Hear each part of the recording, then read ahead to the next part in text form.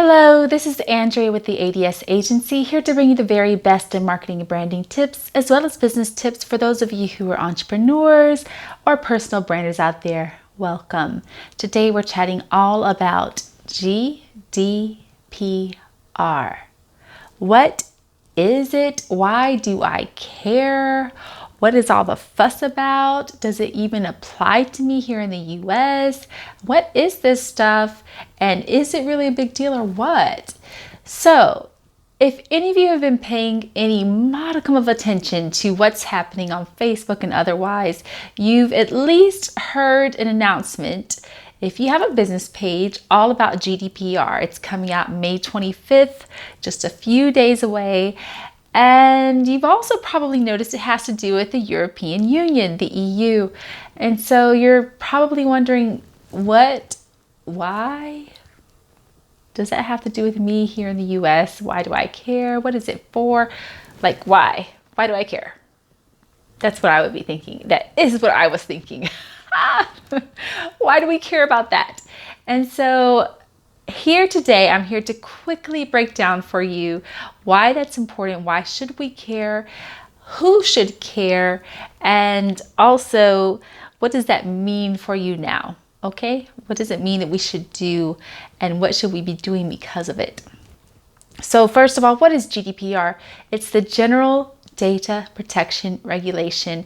It's actually an upgrade from a regulation, laws, rules that came out back in the 90s in Europe. And it's an upgrade, it's evolution. If you can imagine, the 90s was quite some time ago. Hello, we're in another decade. And imagine how much data and information, the internet alone has changed since then. Social media didn't even exist in the 90s like that. So much has changed, and therefore that is why GDPR is around, because so much has evolved and changed.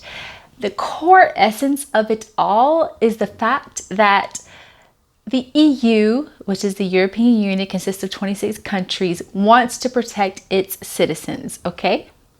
It wants to protect its citizens. It wants to protect their rights as citizens to their data. So they should be able to retrieve, request whatever data you've got on them at any given time, and you, as a company, should be able to provide that to them. That's a whole nother issue, because most companies are not prepared to do that quickly and adequately, especially the bigger you are, the harder that is.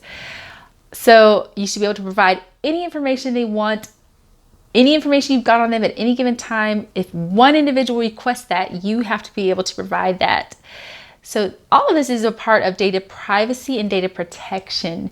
And also you have to be quite clear and transparent about the data that you are collecting, who is collecting it, and why, what's its purpose, what is your legal purpose for requesting that information in the first place. So when someone opts into your email, to your Facebook page or otherwise, you have to actually have a legal reason for that data. It's making you clearly identify, boil it down, define what it is that you're looking for and why, okay? And that's hard for us in the US, especially those of us who are in marketing, because we're so used to just getting all the information we need or think we need. And we're saying, yeah, this is everything we think we need. And even some extra stuff, because we don't know, we're not for sure, and we could need it in the future. We just want everything we could possibly need at any given time at our fingertips. Should we, in the future say, I'd like to segment based on this data or this information or whatever. We just want it just because it's there. No more. We can't do that anymore. So who does it actually affect? This actually affects people who do business with EU citizens, citizens of the European Union. That includes the UK and 25 other countries.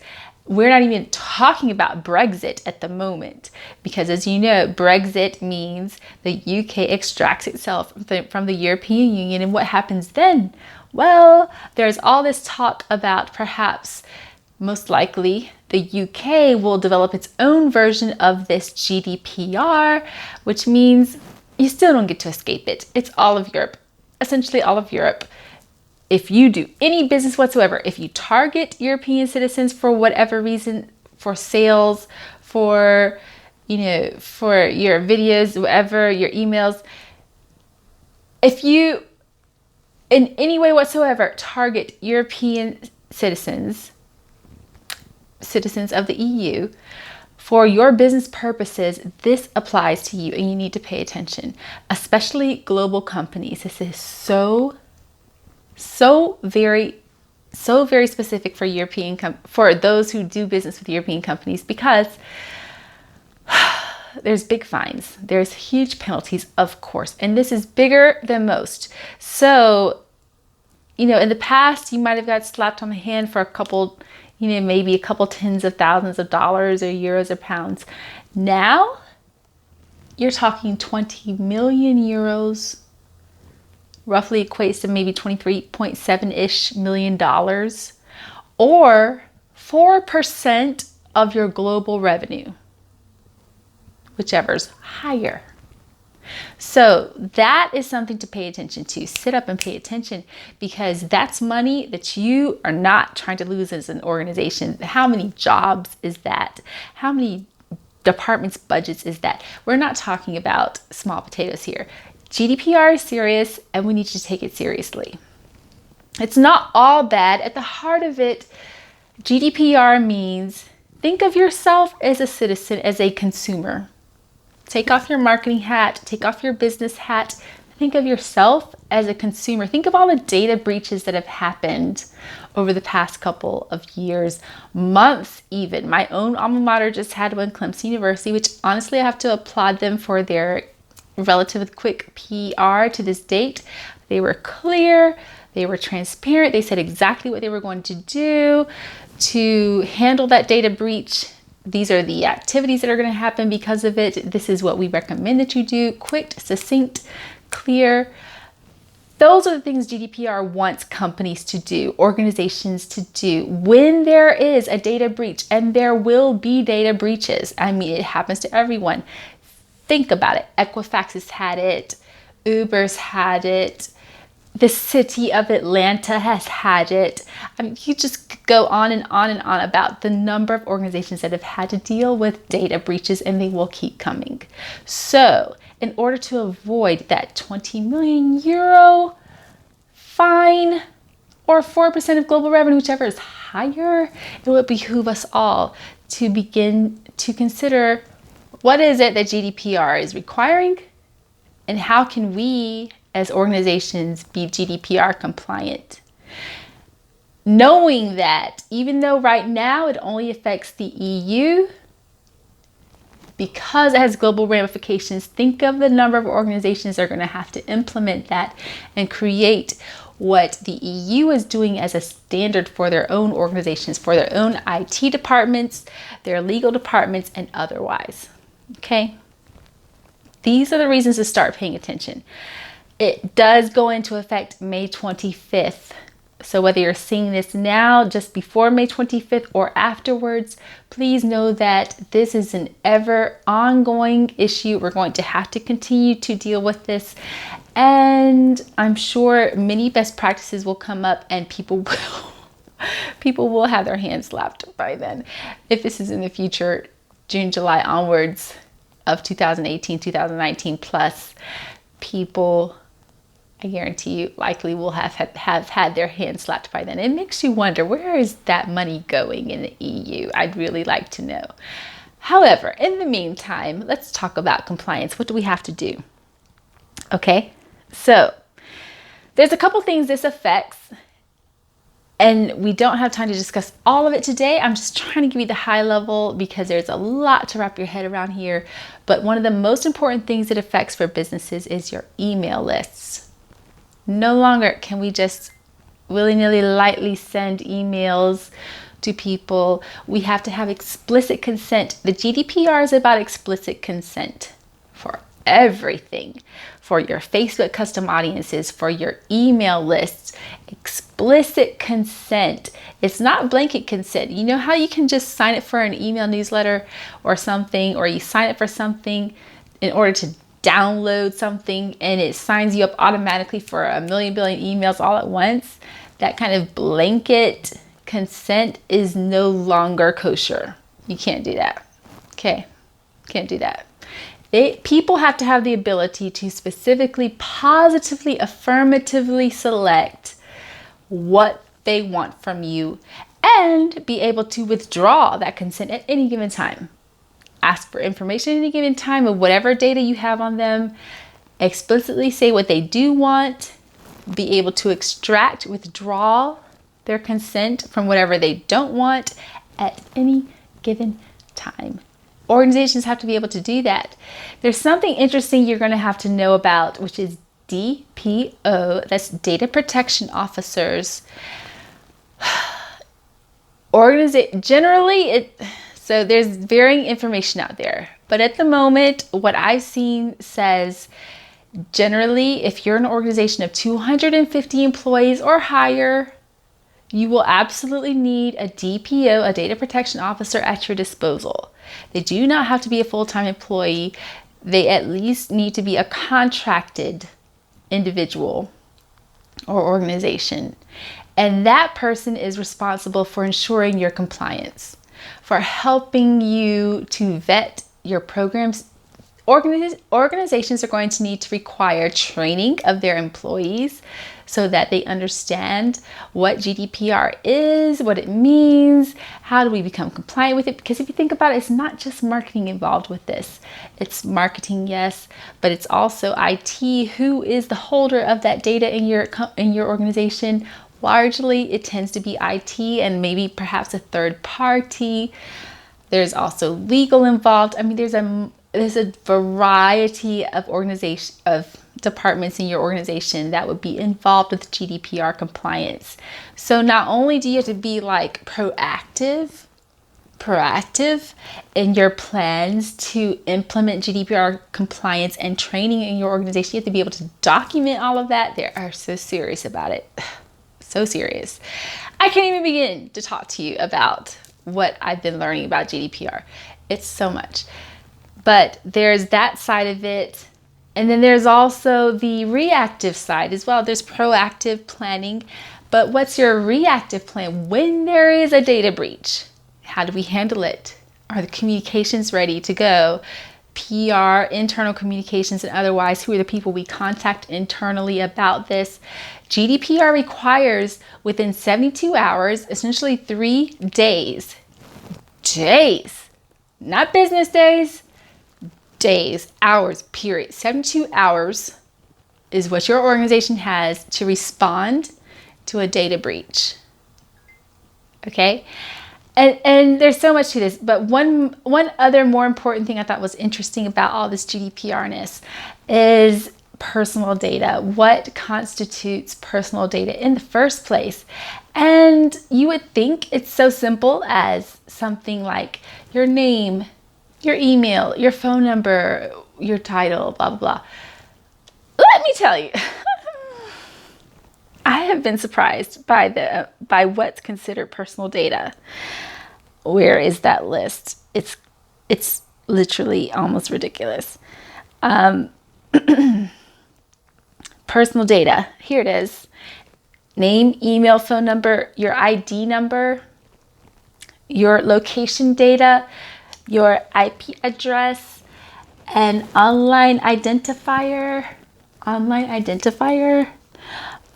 your company registration number, a date of birth, cookie tags, pixels, religious info, ethnic info, biometrics data, health data, financial data, kids information.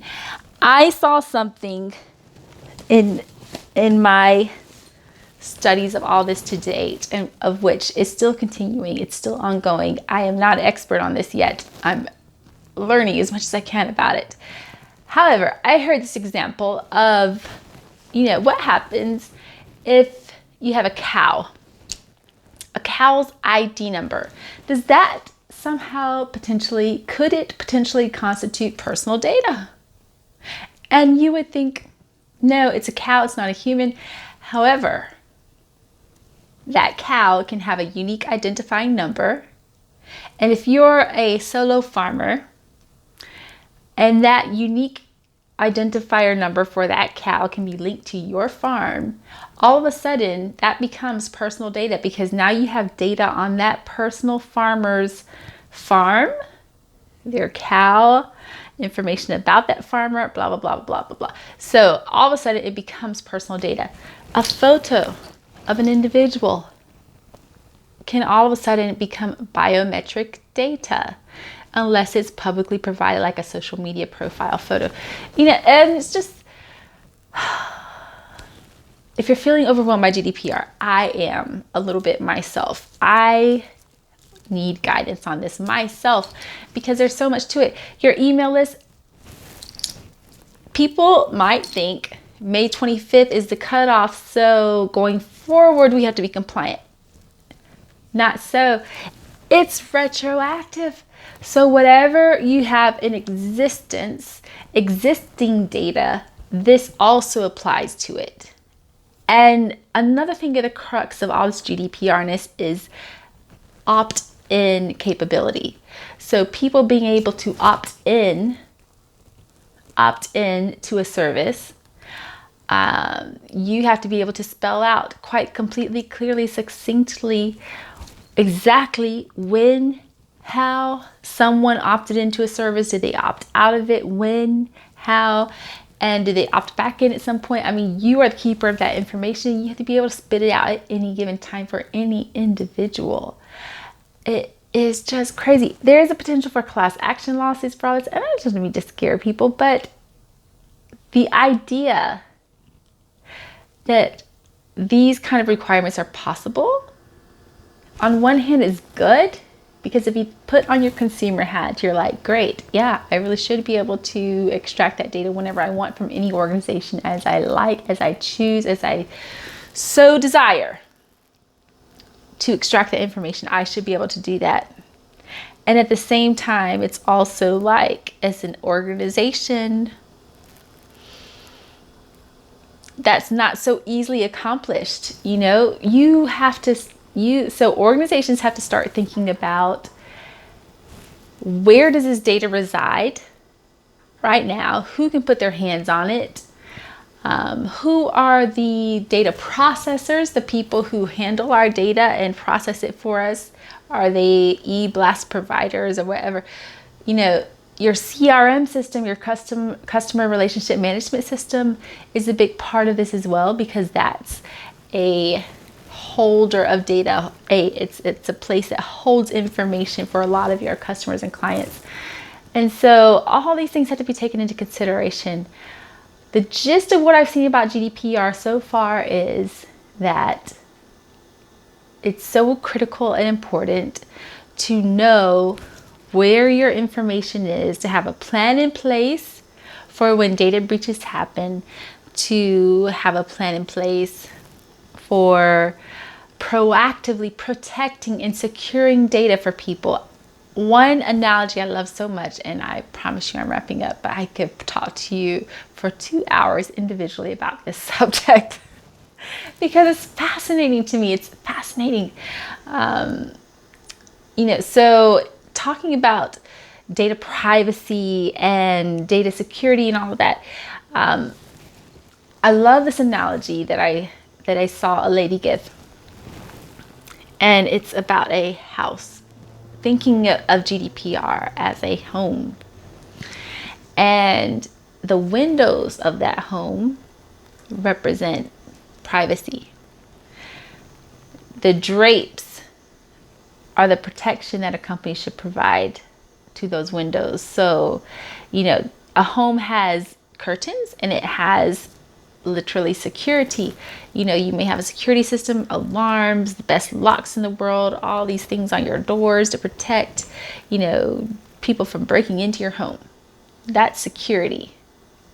And privacy is simply drawing the curtains. You can have all the security in the world. Your home can be so safe. It's basically break-proof. Nobody can break into your home.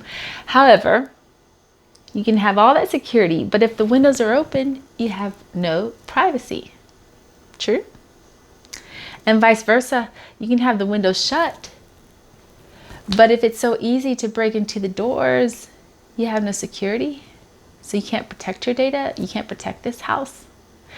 And that's what GDPR says. Protect this house. We need privacy and we need protection. And that's what it's saying about citizens. Totally fine. We should be able to provide that. But this is making companies step up, not just in Europe, but globally as well. We are only scratching the surface on this. I'm 20 minutes in alone by myself. I hope to bring on an expert soon to chat with you about this as well. I have many questions. I'm sure you do. What questions do you have about GDPR to date? Are you concerned about it for yourself? Let us know in the comments below.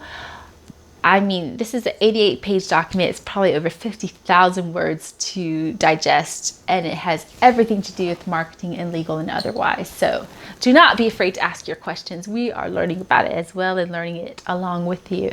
So we'd love to hear about your questions so we can ask our experts soon. And otherwise, thank you so much for joining us.